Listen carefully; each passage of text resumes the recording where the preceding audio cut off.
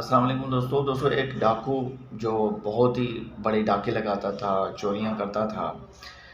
تو اللہ تبارک و تعالیٰ نے اس کو ہدایت دی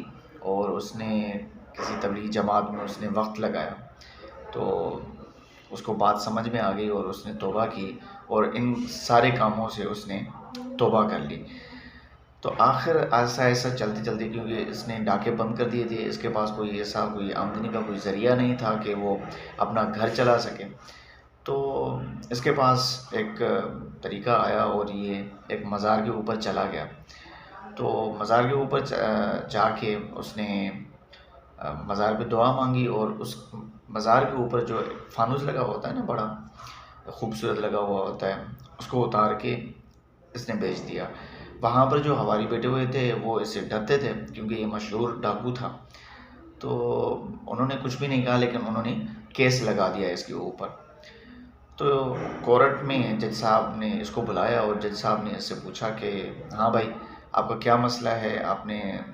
واقعی میں آپ نے چوری کی ہے؟ واقعی میں آپ نے یہ فانوس جو ہے وہ اتار کے آپ نے کہاں پر کر دیا ہے؟ تو اس نے کہا کہ ہاں، میں نے اتار دیا ہے اور میں نے بیچ دیا ہے۔ تو جج صاحب نے کہا کہ کیوں اتارا بھائی؟ تو اس نے کہا کہ میرے گھر میں فاقے چل رہے تھے، بیوی بچے جو ہیں نا وہ بھوک پہ تھے، تو مجھے کوئی اور بات سوجھ نہیں رہی تھی، میں آ گیا تھا بزرگ کی اس مزار کے اوپر، اس بزرگ سے میں نے دعا مانگی کہ میرے گھر میں فاقے وغیرہ ہیں، تو اس نے مجھے مزار سے آواز دی کہ یہ میرے قبر کے اوپر جو فانوس لگا ہوا ہے یہ اتار کے تم بیچ دو، تمہارے سارے مسئلے حل ہو جائیں گے، تو اس لیے میں نے وہ اتارا۔ تو جج صاحب بھی سمجھ گئے، پڑھے لکھے ہوئے تھے جج صاحب، تو جج صاحب نے ان حواریوں سے جنہوں نے ان کے اوپر کیس کیا ہوا تھا ان سے کہا کہ بھائی سنو،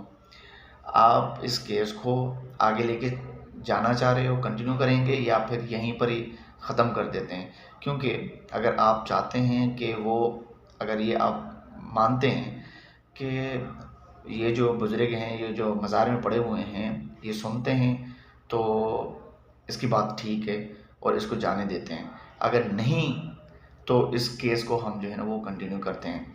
تو انہوں نے مشورہ کیا، ان حواریوں نے، ان مجاوروں نے، کہ بھائی اگر ہم کہتے ہیں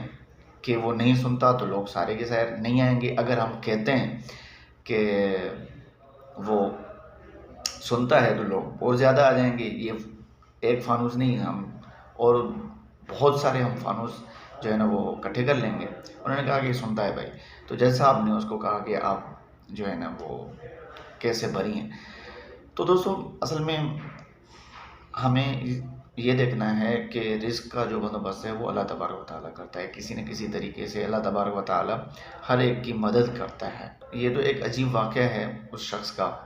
ٹھیک ہے نا، لیکن یہ ہے کہ ہمارا عقیدہ کیا ہے اس پہ ذرا تھوڑا غور کرنا چاہیے، کیونکہ جو رزق دینے والا ہے، جو بھی مرادیں پوری کرنے والا ہے، وہی صرف اور صرف اللہ تبارک و تعالیٰ ہے، کوئی اور نہیں ہے۔